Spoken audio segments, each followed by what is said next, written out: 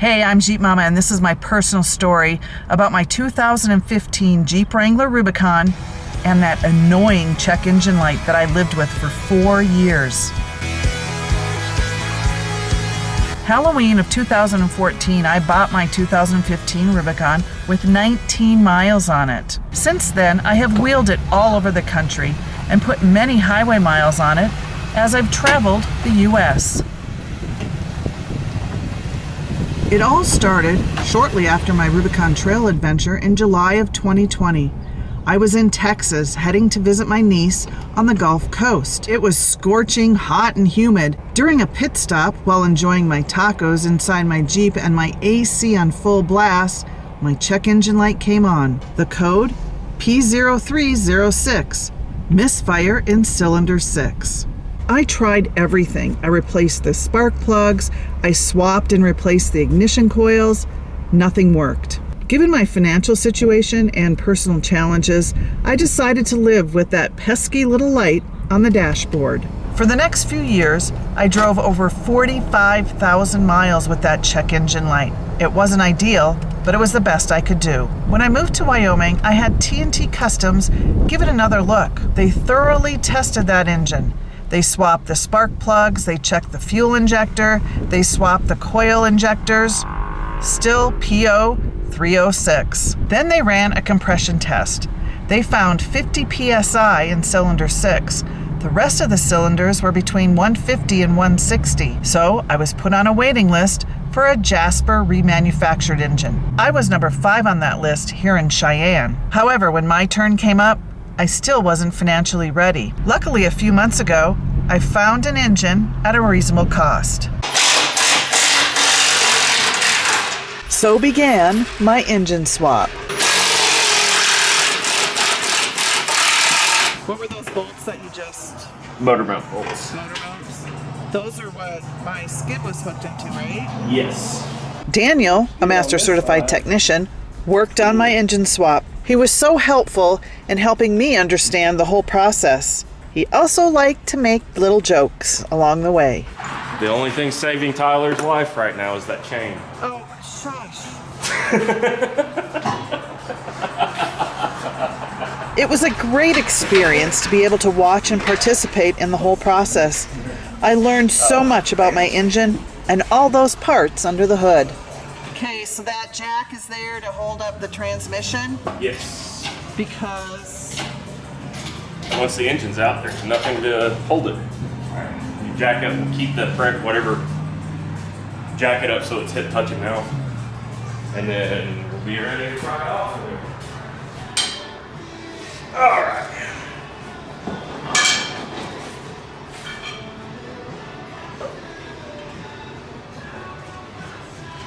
There. What, are you just pulling the engine apart from the transmission? Yeah.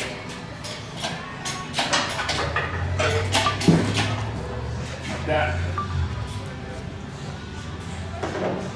It's technically not attached anymore, Tammy. Oh, my poor baby.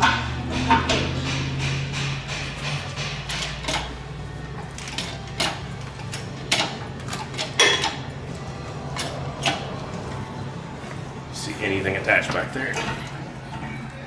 No. Okay. Yeah, watch your hands. Yeah, you want to snake that fuel line through.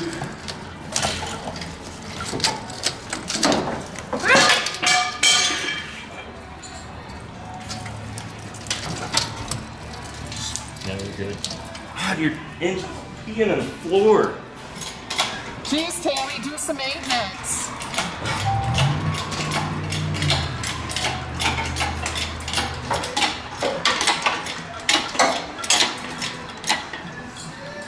Alright, watch your toes.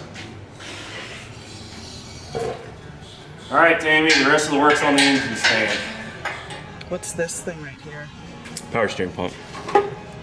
Left it attached so that we don't have to deal with the fluid. I want to clean. Get to it! But it's just gonna, why is there blue stuff there? Because your washer reservoir is leaking. So I need a new one, huh? Yeah. I knew it was leaking. I just filled it. Well, it came out right here. That's a 2-piece reservoir. So they're known to crack in spots. Anywhere that there's a seam, it can crack. So now add another thing to my list, right? Yep, might as well. That's not too dirty. When you took the valve covers off, were you surprised? A little bit. You thought it was going to be worse? I thought it was going to be worse, but it wasn't terrible. So what were you expecting? I was expecting the cam lobes on cylinder 6 to be flat, but they are not flat. So, it's super common for when the rockers go out on these, it'll beat the crap out of the cam, and that's generally going to be the misfire on these 3.6s. But maybe it was just the light in the checking no, guide. no, you don't have compression on cylinder 6, so Right. problem's not top end. It's going to be on the piston, which if you want, I can pull that head off and show you the piston, but that's a lot of work. We moved right on to the new replacement engine. I got my hands dirty and helped with the cleaning part. Make sure to turn the camera at a 45-degree angle. This is gross. So this is where the oil filter housing goes. And why is there stuff in here? Because it just, Well, when it leaks? it's or? an open spot in the front of the engine, so like all the dirt and stuff that you drive through has a tendency to collect right there. On top of that, if it leaks, it's it's wet with oil, so all of it just sticks. It doesn't just blow through it.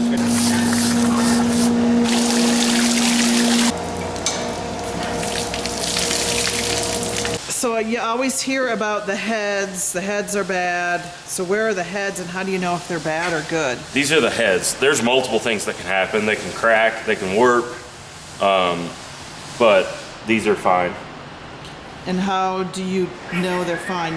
You Measured them with a straight edge and feeler gauge. Do you have those with you right now? Yeah. Feeler gauge, straight edge. Oh. All it is precision ground for absolute flatness. Basically, you'll set the feeler gauge on and see what the biggest feeler gauge that will fit under it in certain spots. And you'll measure it in multiple directions. And the feeler gauge I'm using is right at the specification That they recommend? that would be within service limits. So, it doesn't fit under. So that means it's not warped. So if that little feeler gauge goes underneath that, then it's warped. Yes. And then people would take it to the machine shop. Yeah, you would take If it to the it's- machine shop and they would resurface them to make them flat. What are you using that torque wrench for? To torque the head bolts.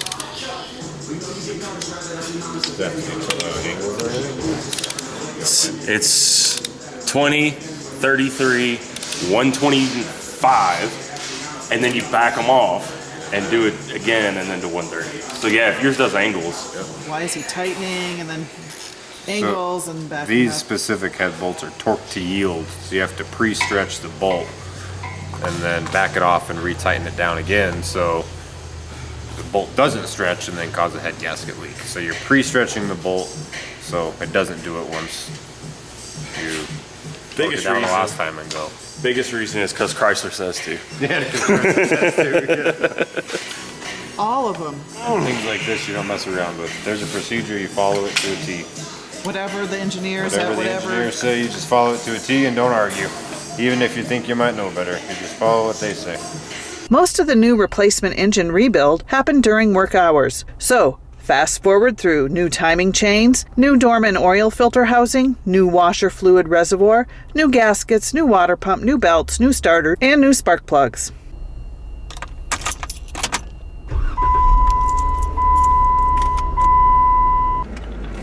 The first thing I did was hit the road to the Black Hills National Forest and tested out my new engine on the trails. The engine did awesome. Me, not so much. It took me a bit to refresh my memory on what to do when I was on those off-road trails. For more Jeep tips and how-tos, click the subscribe button and check out my blog at www.jeepmomma.com.